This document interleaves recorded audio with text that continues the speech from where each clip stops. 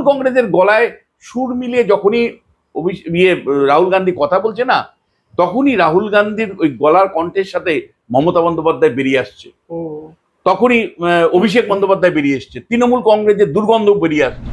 টাকা খেয়ে প্ল্যানগুলো স্যাংশন করলো, তাদেরকে শাস্তি দিলেন না। কেএমসি যারা আধিকারিক তাদেরকে শাস্তি দিলেন না, দিলেন কেবলমাত্র ভুক্তভোগীরা যারা একটা বাড়ি মানে ছাদ পায়নি জন্য বাধ্য হয়ে ওখানে অল্প পয়সায় ছাদ করেছে, তাদেরকে শুধুমাত্র ঠুসে দিচ্ছেন। তৃণমূল কংগ্রেসের অনেক বেশ কয়েকজন এমএলএ আমার কাছে খবর আছে তারা দিল্লিতে রাহুল গান্ধীর সাথে দেখা করছে।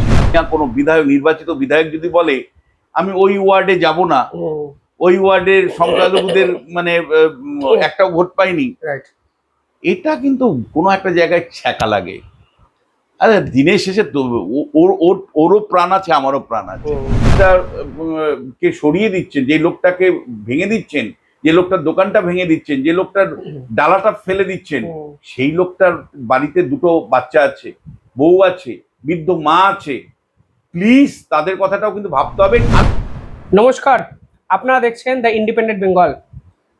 সুস্থ গণতান্ত্রিক প্রেক্ষাপটে বিরোধী থাকাটা ইম্পর্টেন্ট, কিন্তু বর্তমান রাজনৈতিক পরিস্থিতিতে বাংলাতে বিজেপির বিরোধী হয়ে তৃণমূল কি সত্যি নিজের জায়গা করে নিতে পারবে? খাতায় কলমে তারা 40% উপরে ভোট পেলেও আগামী 5 বছরে বিরোধী আসনে তৃণমূলকে সরিয়ে কি উঠে আসতে পারে কংগ্রেস, আইএসএফ কিংবা বামেরা? প্রশ্ন অনেক। কোন দিকে যাচ্ছে বাংলার রাজনৈতিক ভবিষ্যৎ? আর এই বিষয়ে আমার সঙ্গে কথা বলতে এই মুহূর্তে উপস্থিত আছেন রাজনৈতিক বিশ্লেষক অধ্যাপক বিশ্বনাথ চক্রবর্তী। স্যার, প্রথমে দ্য ইন্ডিপেন্ডেন্ট বেঙ্গলে স্বাগত। খাতায় কলমে তৃণমূল 40%-এর বেশি ভোট পেয়েছে, কিন্তু 80 জন বিধায়ক নামা থাকা সত্ত্বেও শেষ 15 দিনে তৃণমূলের অ্যাক্টিভিটি চোখে পড়ছে না। অনেক বেশি অ্যাক্টিভ কিছুটা বামেরা, কংগ্রেস কিংবা ভাঙড়ের মতো জায়গায় আইএসএফ। বিরোধী পরিসর কি বাংলার রাজনীতিতে বদলাচ্ছে? কিভাবে দেখছেন এই বদল? দেখো, প্রথমত আমি বলবো যে তৃণমূল কংগ্রেসের বিরোধী পরিসর ধরে রাখাটা খুব চ্যালেঞ্জ।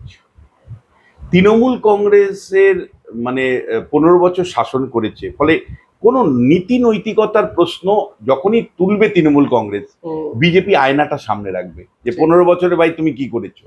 ইতিমধ্যেই পোস্ট ইলেকশন ভায়োলেন্স যতটুকু হয়েছে খুব সীমিত হয়েছে। এবার শ্রমিক ভট্টাচার্য পার্সোনালি আবেদন করেছেন যে আপনারা কেউ কিন্তু হিংসা করবেন না, করলেই কিন্তু থানায় পাঠাবো। ফলে বিজেপি আলাদা দল। ফলে এই জায়গা থেকে কিন্তু শুভেন্দু অধিকারীও বক্তব্য রেখেছেন যে কোনো মতে কিন্তু আপনারা হিংসাকে প্রশ্রয় দিবেন না।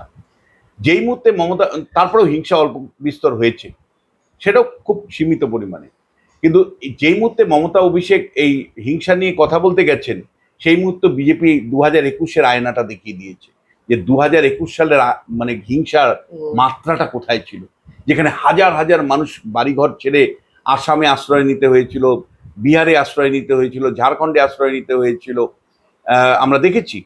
আবার মানে মাত্র 5 দিনে মারা গেছিল 54 জন মানুষ, এবং প্রায় 50-এর উপরে মহিলা ধর্ষিত হয়েছিল। এগুলো সব রেকর্ডেড আছে। এবং মানে 5 দিন তৃণমূল কংগ্রেসের কর্মীরা বা পুলিশ সাহায্য নিয়ে যেভাবে তাণ্ডব চালিয়েছিল, সেই হিংসার আয়নাটা বারবার কিন্তু বিজেপি তুলে ধরছে। যে ফলে এখন আপনি কি দেখেছেন, শুভেন্দু অধিকারীর নেতৃত্বে সরকার কোনো একটা ভুল কাজ করলো, ধরো কোনো একটা দুর্নীতি ঘটে গেল, তৃণমূল কংগ্রেসের মমতা বন্দ্যোপাধ্যায় বা অভিষেক বন্দ্যোপাধ্যায় সেই দুর্নীতি নিয়ে কোনো বলার এখতিয়ারই নেই, কুণাল ঘোষের কোনো বলার এখতিয়ারই নেই। কারণ 15 বছরের যে দুর্নীতি তৃণমূল কংগ্রেস করে রেখেছে, যে পাপের ঘোড়া তৈরি করে রেখেছে, সেটা একবার দেখিয়ে দিলেই মানুষ বুঝবে যে বাবা রে বাবা, তৃণমূল কংগ্রেস করা যাবে না।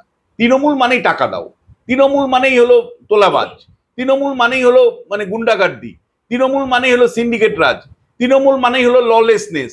ফলে এই আয়না, তৃণমূলের 15 বছরের দুর্বৃত্তায়নের যে আয়না, সেটা বারবার মানুষ কিন্তু তুলে ধরবে। ফলে তৃণমূল কংগ্রেস কিন্তু আগামী অল্প সময়ের মধ্যে কোনো গুরুত্বপূর্ণ রাজনৈতিক শক্তি হবে এটা আমার একেবারেই মনে হচ্ছে না। বরঞ্চ দলটা ভেঙে যাওয়ার সম্ভাবনা প্রবল। এবং অভিষেক বন্দ্যোপাধ্যায় এবং মমতা বন্দ্যোপাধ্যায় ছাড়া যদি দলটা আবার রিঅর্গানাইজড হয়, তাহলে একরকম, তাও মানে অভিষেক মূলত অভিষেককে ছাড়া যদি মমতা বন্দ্যোপাধ্যায় আবার নিজেকে অর্গানাইজ করে, তাহলে একরকম। কিন্তু অভিষেককে সঙ্গে রেখে মমতা বন্দ্যোপাধ্যায় যদি বিরোধী পরিষদ ধরে রাখতে চায়, আমি মনে করি না যে এটা সম্ভব। এইবার দ্বিতীয় হলো কংগ্রেস নিয়ে, যেহেতু সর্বভারতীয় দল, দেখো, কংগ্রেসের সবচেয়ে বড় বার্ডেন হলো রাহুল গান্ধী। মানে কংগ্রেস দলটা পশ্চিমবাংলাতে এগোতে পারছে না শুধু তার কারণ রাহুল গান্ধীর জন্য। তুমি আমায় বলো, পশ্চিমবাংলার লোক লাইনে দাঁড়িয়ে ভোট দিয়েছে, নিশ্চয়ই এসআইআর নিয়ে তো বামেদেরও বক্তব্য আছে।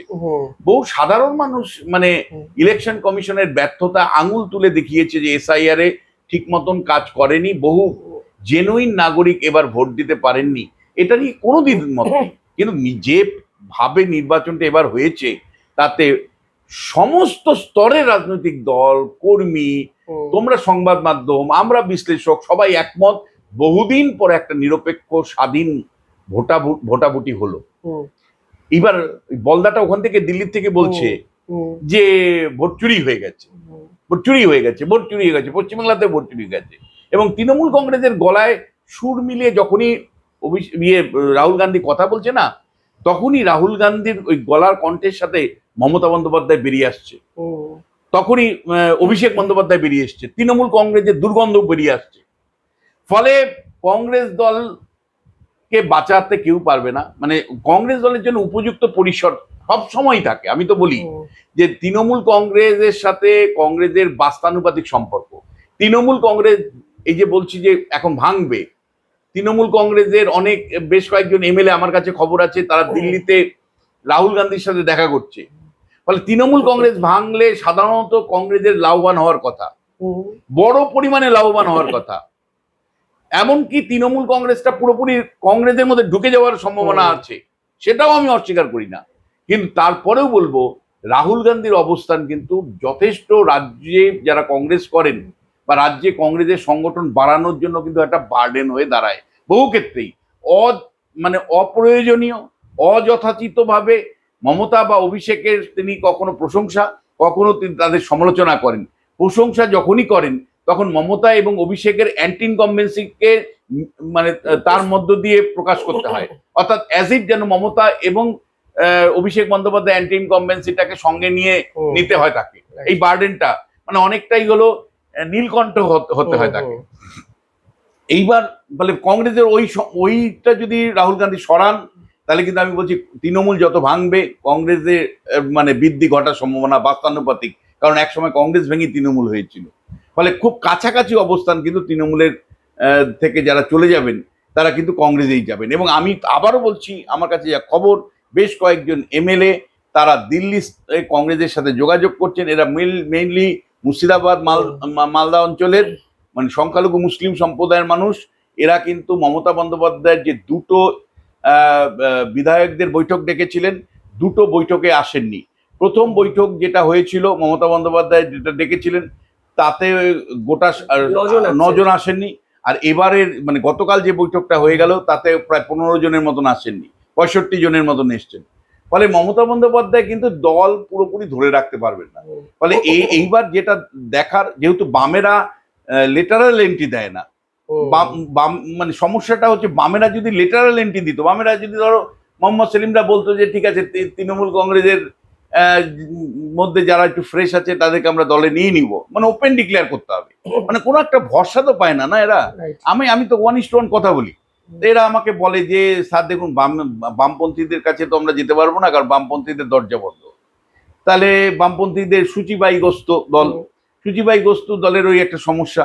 ফলে কংগ্রেসের সাথে কিন্তু এরা যোগাযোগ করছে, এদের একটা অংশ কিন্তু কংগ্রেসে চলে যাবে পরিষ্কার। এইবার তুমি বলছি তাতেও কি কংগ্রেস শেষ পর্যন্ত নিজেকে রক্ষা করতে পারবে? আমি ওখানে অবশ্যই কিন্তু রাখলাম, তার কারণ রাহুল গান্ধী বার্ডেন, আবারও বলছি, পশ্চিমবাংলায় তৃণমূলের সাথে তার যে কখনো কখনো সখ্যতার মাত্রাটা এমন পর্যায়ে যায় যার ফলে তৃণমূল কংগ্রেসের অন্যায়, অবিচার, অত্যাচারগুলো তাকে বহন করতে হয় বা পশ্চিমবাংলা কংগ্রেসকে বহন করতে হয়। এইবার থার্ড যে পার্টিটা আমি তোমায় বলবো সেটা হলো আইএসএফ নিয়ে বলবো। দেখো আইএসএফ এর একটা বিরাট সম্ভাবনা আছে, যদিও নওশাদ সিদ্দিকীকে দুটো জায়গায় নিজেকে প্রমাণ করতে হবে যে ভাই আমি না বিজেপির তামাক খাই, না আমি অন্য কোনো রাজনৈতিক দলের তামাক খাই। মানে এটা করতে গেলে নওশাদকে পরিষ্কার রাস্তার রাজনীতি করতে হবে। রাস্তার রাজনীতি করে সংখ্যালঘু মুসলমানদের যে অত্যাচার, অন্যায়, অবিচার তাদের বিরুদ্ধে এবার যে হবে বা হচ্ছে, দেখো এটা তো মানে অস্বীকার করার উপায় নেই। কোনো বিধায়ক, আমি নাম ধরে বলতে চাই না, কাউকে দুঃখিত করতে চাই না, কোনো বিধায়ক, নির্বাচিত বিধায়ক যদি বলে আমি ওই ওয়ার্ডে যাব না, ওই ওয়ার্ডের সংখ্যালঘুদের মানে একটা ভোট পাইনি, রাইট। এটা কিন্তু কোনো একটা জায়গায় ছ্যাঁকা লাগে। আরে দিনের শেষে তো ওরও প্রাণ আছে, আমারও প্রাণ আছে, ওরও চেতনা আছে, আমারও চেতনা আছে। ওরও বাবা 500 বছর ধরে পশ্চিমবাংলায় বাস করে, আমার বাবা বাস করে বাংলায়। ফলে তুমি যদি হঠাৎ করে তাদের অধিকার নিয়ে প্রশ্ন তোলো, তুমি হঠাৎ করে যদি তাদের ভোটার তালিকায় বাদ দাও, তুমি হঠাৎ করে তাদের প্রচলিত নিয়ম নীতিগুলো বা তাদের যে ধর্মীয় আবেগগুলোকে, সেগুলোকে যদি তুমি শুধু আইন দিয়ে আটকাতে চাও, একটা জায়গায় কিন্তু আমি তোমায় বলছি ওদের দুঃখ হবে, বেদনা হবে, কষ্ট হবে। এবং এইটা যখন দিনের পর দিন হতে থাকবে, যদি হবে না, আমি বিশ্বাস করি নতুন সরকার ভীষণভাবে চলুক। 2-1 জন যারা বলেছেন যে আমি অমুক অঞ্চলে ভোট পাইনি, আমি আমি ওখানে সার্টিফিকেট দিব না বলেছে, তাই না? আবার কেউ বলেছে যে আমি অত নম্বর ওয়ার্ডে ভোট পাইনি, তাই আমি এখন আপাতত এমএলএ কমিটি তৈরি করবো না, এমএলএ অফিস তৈরি করবো না। এইগুলো আমি আশা করব যে নতুন সরকারের বোধোদয় ঘটবে। মুসলমানদেরকে বুকে নিতে হবে, মুসলমান সমাজটাকে দূরে সরাবেন না। কেবলমাত্র হিন্দু ভোটের পোলারাইজেশনের জন্য মুসলমান সমাজটাকে প্রতিপক্ষ হিসাবে তৈরি করা, দয়া করে এটা করবেন না। মমতা বন্দ্যোপাধ্যায়ও যেটা করেছিল, অন্যায় করেছিল, যে মুসলমান ভোট ব্যাংকটাকে তিনি ব্যবহার করেছেন দিনের পর দিন, তাদের প্রকৃত উন্নতি না করে শুধুমাত্র রেড রোডে নমাজে কিছু মানে তাৎপর্যপূর্ণ পলিটিক্যাল বক্তব্য রেখে বা ইমাম ভাতা, মুয়াজ্জিম ভাতা দিয়ে তিনি ইমামদেরকে বসে রেখে মসজিদের থেকে আহ্বান করে যেভাবে মুসলিম ভোটটাকে নিশ্চিত করেছিলেন, এবং সেইটা কিন্তু আমি মনে করি যেটা অন্যায় মমতা বন্দ্যোপাধ্যায় করেছিলেন। বিজেপি সরকার এসে ভালো একটা সিদ্ধান্ত নিয়েছে, মুয়াজ্জিম ইমাম ভাতা বাতিল করেছে, আমি সাধুবাদ জানাই। পুরোহিত ভাতা বাতিল করেছেন আপনারা, সাধুবাদ জানাই। একই সাথে কিন্তু মুসলিমদের প্রতি যে কিছু আপনার নির্বাচিত বিধায়করা বলছেন যে অমুক ওয়ার্ড থেকে জিতিনি, তাই ওখানে সার্টিফিকেট দেবো না বা যাবো না, দয়া করে এগুলো বন্ধ করুন। কারণ তারাও নাগরিক, কোর্টে গেলে কিন্তু তারা প্রোটেকশন পাবে, তখন আপনি সার্টিফিকেটটা দিতে বাধ্য হবেন। সারা পৃথিবীর লোক জানতে পারবে যে এখানে মুসলিমদের প্রতি এক ধরনের আচরণ করা হয়, হিন্দুদের প্রতি আরেক ধরনের আচরণ করা হয়। যদি রুল অফ ল প্রতিষ্ঠিত করতে হয়, আপনারা তো বলছেন আইনের শাসন প্রতিষ্ঠা করবেন, তাহলে কিন্তু হিন্দু মুসলিম সমাজের সবাইকে নিতে হবে। আর এই ধরনের পলিটিক্যাল বক্তব্য যে অমুক জায়গায় ভোট পাইনি তাই সার্টিফিকেট দেবো না, দয়া করে এগুলো বন্ধ করুন। এটা ঠিক নয়, বুকে টেনে নিন, ওদেরকেও কাছে টানতে হবে আপনাদেরকে। ওরাও নাগরিক, ওদেরও রক্ত মাংস শরীর, এবং ওদের মধ্যেও কিন্তু চেতনা আছে। ওদের মধ্যেও মানে আপনি আমি যেমন করে সংসার করি বউ বাচ্চা নিয়ে, মুসলমানরাও কিন্তু বউ বাচ্চা সবাইকে নিয়ে সংসার করে।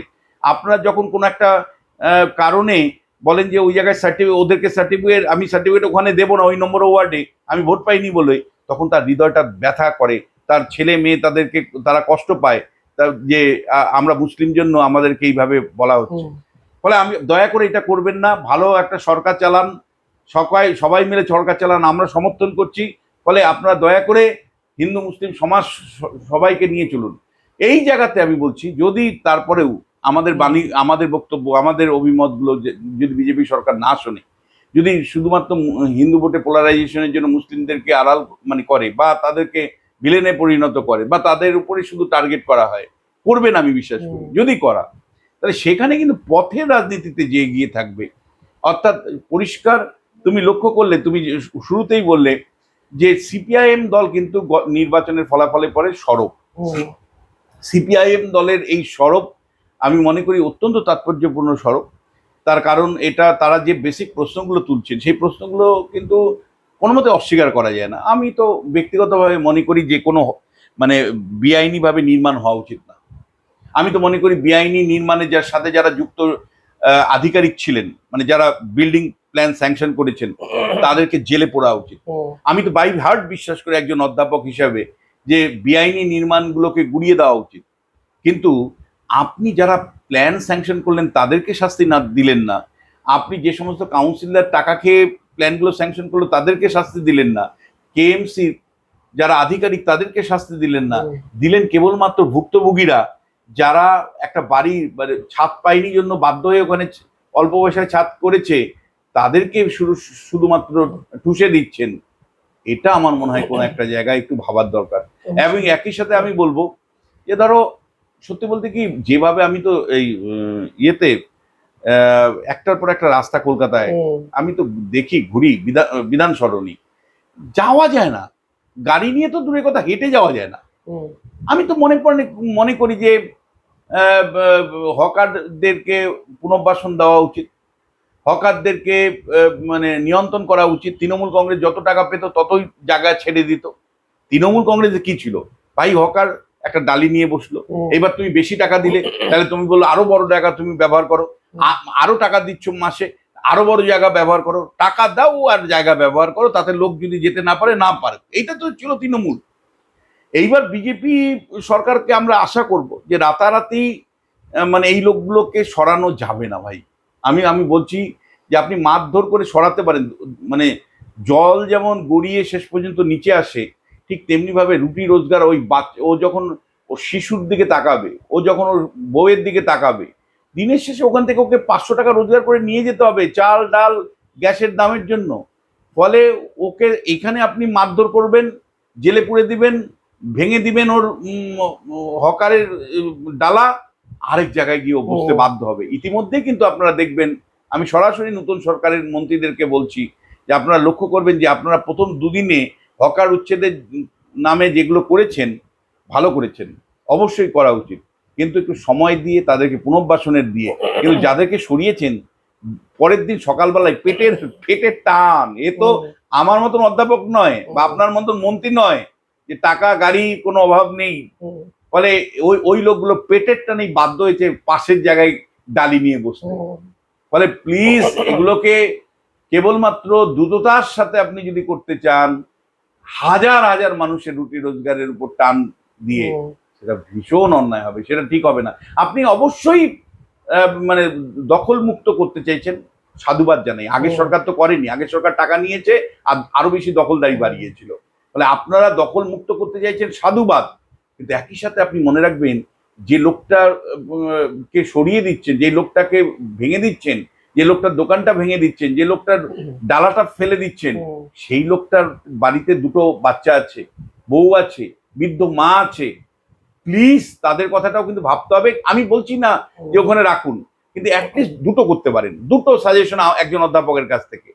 একটা হলো যে মিনিমাম লেভেলে সাপোর্ট সিস্টেম দিয়ে তাদেরকে হকারির থেকে অন্য কিছু কাজে পাঠিয়ে দিন, যে ভাই তুমি দেখো এই রাস্তা আমাদের মুক্ত রাখতেই হবে। ফলে সরকার তোমাদেরকে মানে 2 বছরের জন্য 10,000 টাকা করে দিচ্ছে, প্রতি মাসে 10,000 টাকা দিচ্ছে। তুমি 2 বছরে 10,000 টাকা করে পাচ্ছ, তুমি এবার বিকল্প মানে একটা কাজ ভেবে নাও, এটা হতে পারে তাহলে প্রতি মাসে মানে ডালা পিছু মানে যদি 10,000 টাকা করে 2 বছর দেন, তার মধ্যেও বিকল্প ভাবতে পারে। দ্বিতীয় যেটা, সেটা হতে পারে যে যেখানে আছে তার এলাকাটাকে ছোট করে দিন, তার এলাকাটাকে ছোট করে দিয়ে তার জায়গাটাকে মানে যাতায়াতের রাস্তাটাকে বড় করে দিন, সেইটাকে নিয়ন্ত্রণ করুন, সেটাকে নিয়ন্ত্রণ করতে পারেন। কিন্তু আপনি যদি পুরোপুরি তাদেরকে বলেন যে কালকে থেকে তুমি বসতে পারবে না, তাহলে ভয়ঙ্কর ভুল হবে, অন্যায় হবে, অত্যাচার হবে। সেটা কিন্তু ভাবার জায়গা আছে। এবং এক্ষেত্রে কিন্তু আমি বলছি যে এই যে নির্বাচনের পরে তুমি সিপিএম কে ভিজুয়ালাইজ করতে পারছো, দেখতে পাচ্ছ, সিপিএম এর কিন্তু এখানেই লড়াই যে এই বর্তমান যেহেতু তৃণমূল কংগ্রেসের মানে কোনো নীতি নৈতিকতা নেই, থাকবে না সরকারের বিরুদ্ধে কোনো কথা বলার, কংগ্রেস দলের অনিশ্চয়তা ভরা রাহুল গান্ধীর জন্য, আইএসএফ মূলত সংখ্যালঘুদের এলাকাতে প্রভাব বেশি। ফলে আপামর জনগণের কাছে যদি বার্তা দিতে হয়, তাহলে প্রতিনিয়ত কিন্তু রাস্তার রাজনীতিতে জিততে হবে সিপিআইএম দলকে, বামপন্থীদেরকে রাস্তার রাজনীতিতে জিতে তারপরে কিন্তু ভোটের রাজনীতিতে যেতে হবে। শতরূপ ঘোষ যেভাবে রাস্তার রাজনীতি শুরু করেছে তা নিয়েও দেখলাম আমি, আবার বিভিন্ন লোক বিভিন্ন মন্তব্য করছেন। কিন্তু আমি বলছি ভাই, মানে কানটা বন্ধ করে রাখতে হবে। রাস্তার রাজনীতি একমাত্র বিরোধীদের কাছে মানুষ চায়। বছরকে বছর আমি বলেছি, বিজেপি যখন বিরোধী দলের ছিল, আমি তোমার মনে থাকতে পারে আমি বারবার প্রশ্ন তুলতাম, তোমার চ্যানেলেও তুলেছি, যে বিজেপি কেন রাস্তার রাজনীতিতে টক্কর দিতে পারেনি। বিজেপি জয়ী হলো কিন্তু শেষ পর্যন্ত রাজ্য প্রশাসনের বিকল্প একটা প্রশাসন দিয়ে, অর্থাৎ রাজ্যের প্রশাসনটাকে কার্যত স্তব্ধ করে কেন্দ্রীয় প্রশাসনটাকে নামিয়ে নিরপেক্ষ স্বাধীন ভোট করালো। এই সুযোগটা তো সিপিএম পাবে না, না তার কেন্দ্রের সরকার আছে না রাজ্যের সরকার আছে। ফলে সিপিআইএম দলকে কিন্তু যদি সত্যিই মানুষের মধ্যে ঢুকতে হয়, নিজেকে আবার ফিরিয়ে আনতে হয়, অতীতের ভুলগুলোকে স্বীকার করতে হবে। প্রথম কথা, অতীতের ভুলগুলোকে খুল্লা স্বীকার করতে হবে যে হ্যাঁ আমরা 34 বছর শাসনে এটা ভুল করেছিলাম। দ্বিতীয় যেটা, সেটা হলো যে এই সরকারের যে ভুল ত্রুটি বিচ্যুতি অন্যায় অবিচার হবে, সেইগুলোকে নিয়ে কিন্তু তোমাকে সরাসরি মানুষকে সঙ্গে নিয়ে রাস্তায় নামতে হবে। যদি রাস্তায় রাজনীতিতে তুমি এগিয়ে থাকতে পারো অন্য বিরোধী দলগুলোর থেকে, তাহলে ডেফিনেটলি সিপিআইএম দলই কিন্তু রাজ্যে একটা বিকল্প মুখ হয়ে উঠতে পারে। অবশ্যই পরিষ্কার বলছেন যে হকারদের নিয়ে যেমন বিকল্প ব্যবস্থা সরকারের করতে হবে, ঠিক সেরকম ভাবে সিপিএমকেও বিকল্পভাবে বিরোধী আসনে জায়গা পেতে বা তৃণমূলকে সরাতে রাস্তার আন্দোলনে নামতে হবে। দেখতে থাকুন দ্য ইন্ডিপেন্ডেন্ট বেঙ্গল। অসংখ্য ধন্যবাদ স্যার, ধন্যবাদ আপনাদেরও, ধন্যবাদ।